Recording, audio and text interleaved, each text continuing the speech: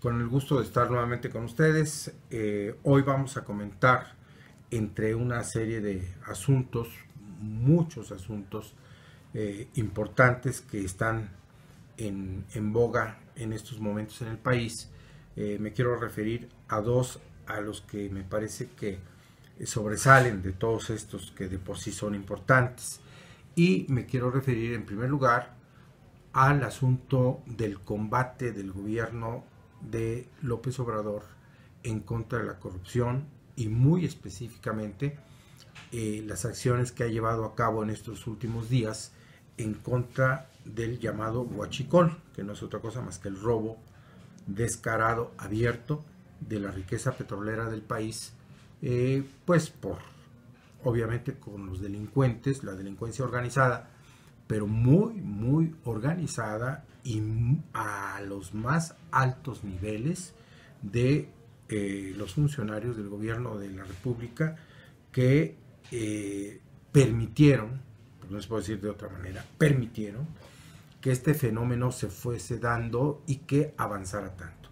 Me parece que las medidas adoptadas por el gobierno de López Obrador y el director de Pemex han sido muy acertadas. Qué bueno, y me parece que eso va a retribuir un apoyo mayor para el gobierno de parte de los mexicanos, las mexicanas, que necesitamos que haya muestras de que se va a combatir efectivamente a la delincuencia y estos efectos nocivos en la economía y en la tranquilidad de los mexicanos.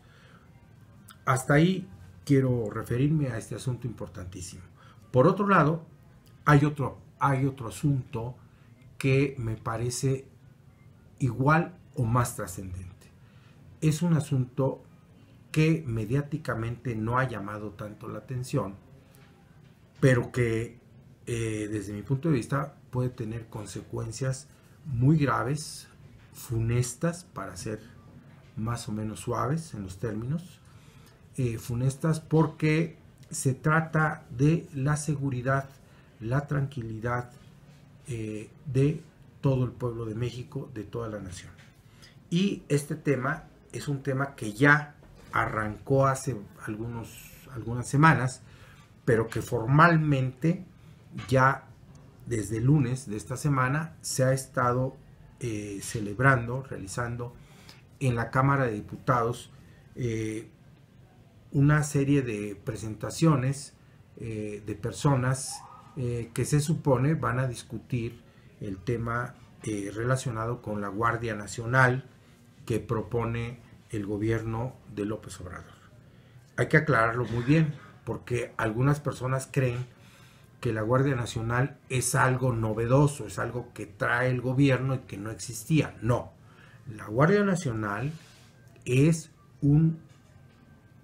una fuerza ciudadana con características militares, con fuerza de fuego, con fuerza organizativa para operar táctica y técnicamente con estructura militar para defender a la nación, para defender a las diferentes regiones del país a través de esta fuerza ciudadana, de ciudadanos que no son profesionales de la milicia, no son militares profesionales ni policías, son ciudadanos que se suman a una estructura que está creada desde 1917 en nuestra Constitución y que nunca se ha organizado porque desde el 17 los gobiernos han pospuesto que el Congreso de la Unión expida la ley orgánica de esa fuerza militar ciudadana, voluntaria, que no es profesional. Y se entiende que todo esto se ha hecho pues por miedo al pueblo, porque los gobiernos que han sucedido desde el 17 para acá son gobiernos, con la excepción del general Lázaro Cárdenas, que sí confiaba en el pueblo. Todos los demás le han tenido miedo al pueblo y entonces han evitado que el pueblo se organice tal como lo manda la Constitución. Bueno, esta fuerza ciudadana, militarizada o con formación militar, con preparación militar.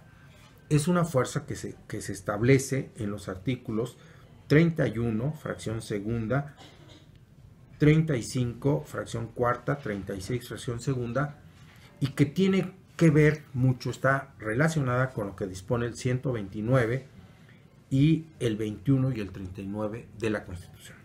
Vamos a tratar de explicarlo de una manera más sencilla, porque desde luego, pues ustedes, la mayoría de este auditorio, a los que les agradezco su atención, pues no son técnicos en derecho, no son abogados, ni son jurisconsultos, entonces voy a tratar de ser un poquito más claro y más específico.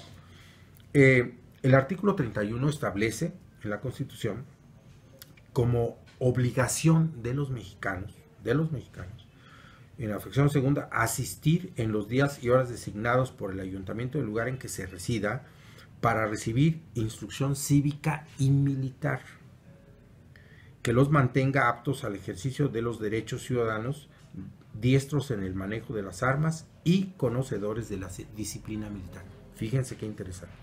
Esto es una obligación de los mexicanos. Tercero, alistarse y servir en la Guardia Nacional, conforme a la ley orgánica respectiva, la que desde el 17 no se ha querido emitir, para asegurar, defender la independencia, el territorio, el honor, los derechos e intereses de la patria, así como la tranquilidad y el orden interior.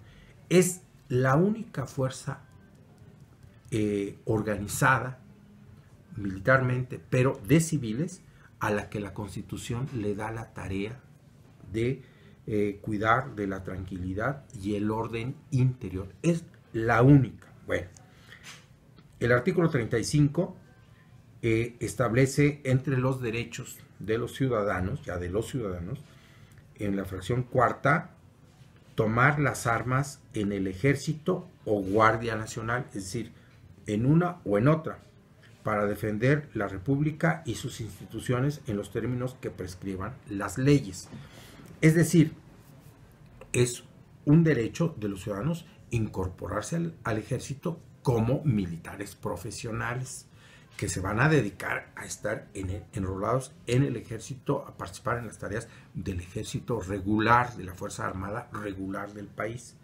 O, dice, o la Guardia Nacional, es decir, alistarse en la Guardia Nacional. Bueno, el artículo 36, ¿sí?, dice que es una obligación de los ciudadanos, en su fracción segunda, alistarse en la Guardia Nacional. Todos los ciudadanos tienen que alistarse en la Guardia Nacional en el momento que les corresponde. Por su parte, y aquí es donde vamos a ir viendo cómo se regula constitucionalmente, en el artículo 129 vemos lo que se llama el concepto de civilidad de nuestro Estado Nacional. Es decir, el Estado Nacional, el Estado mexicano, es un Estado civil, no puede ser un Estado nacional, por lo siguiente. El artículo 129 dispone que en tiempo de paz ninguna autoridad militar puede ejercer más funciones que las que le tenga exacta conexión con la disciplina militar. Solamente habrá comandancias militares fijas y permanentes en los castillos, fortalezas y almacenes que dependan inmediatamente del gobierno de la Unión, o sea, del gobierno federal, o en los campamentos, cuarteles o depósitos que fuera de las poblaciones, fuera de los poblados, de las ciudades, estableciere para la estación de las tropas. Fíjense bien, hay una prohibición expresa en el artículo 129 de que los militares profesionales, los integrantes del ejército, tengan más funciones que las que les sean propias a la función, a la tarea militar, fuera de los cuarteles. Está claro, eso es importantísimo.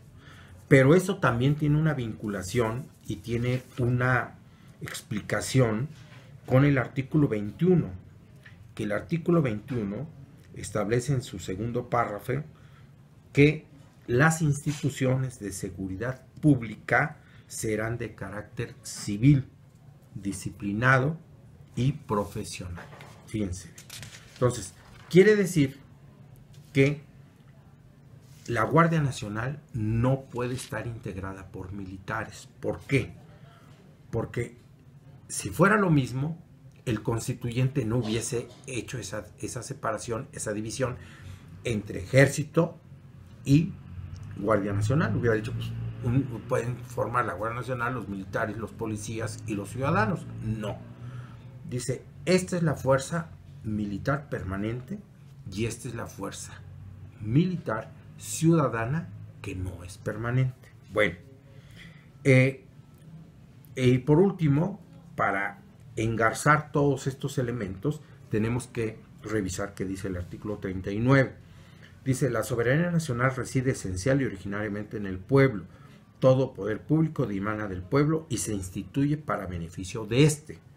El pueblo tiene en todo tiempo el inalienable derecho de alterar o modificar la forma de su gobierno. Por eso, si el pueblo tiene esa facultad de hasta cambiar la forma de su gobierno, cuando el pueblo lo decida, con mayor razón tiene el derecho de formar su propia fuerza de defensa militar, pero de ciudadanos. Todo esto es importante porque hoy el debate, lamentablemente, el debate se está haciendo a puerta cerrada. Es un debate al que se ha invitado a los gobernadores, a varios presidentes municipales, a legisladores federales, legisladores locales y a uno que otro personaje o personalidad ajena a la estructura de gobierno, y que son principalmente el representante de la alta comisionada de los derechos humanos de la ONU y del presidente de la Comisión Nacional de Derechos Humanos. Y aquí el asunto es muy delicado porque si no tuviésemos experiencia diríamos, bueno, a ver qué pasa. Violamos la Constitución, que siempre se viola una vez más, que eso de por sí ya es mucho, porque si por algo estamos en el momento tan crítico de crisis humanitaria en el país, es porque no se ha respetado la Constitución, sobre todo en los últimos 6 sexenios, que se ha violado sistemáticamente. Bueno, y ahí está el asunto. Hoy aparece una nota importantísima en los medios, donde una ONG denuncia que el 70% de las recomendaciones por violar los derechos de los ciudadanos, de las personas, fueron las Fuerzas Armadas. El 70%, según la información que brinda la Comisión Mexicana de Derechos y Promoción de los Derechos Humanos, de acuerdo a la estadística de la propia Comisión Nacional de los Derechos Humanos. Entonces, veamos que no estamos hablando de gratis, no es por oponernos, no es por discordar con lo que el gobierno está proponiendo. Estamos advirtiendo objetivamente y constitucionalmente cuáles son los riesgos de convertir a la Guardia Nacional en un cuerpo militar, en un cuerpo supeditado a la disciplina militar y a la disciplina del ejército profesional. Es muy importante distinguir esto. No estamos hablando de propósitos, no estamos hablando que sea malo atacar al crimen organizado y al garantizar la seguridad a la población. No, eso por supuesto que somos los primeros que lo hemos exigido durante muchos años.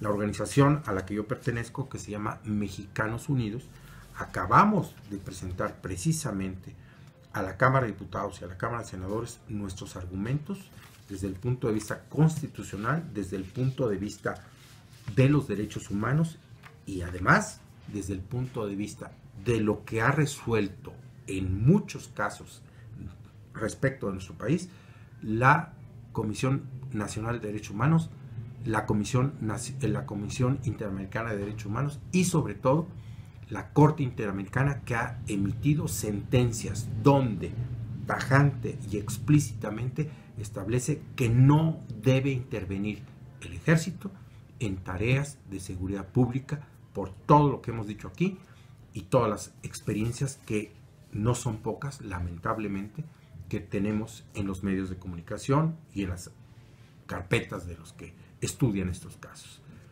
Yo lo dejo aquí, creo que es algo que debemos meditar y que debemos opinar todos, porque la seguridad es de todos, no es del gobierno o de los funcionarios o de los legisladores, es de todo el país.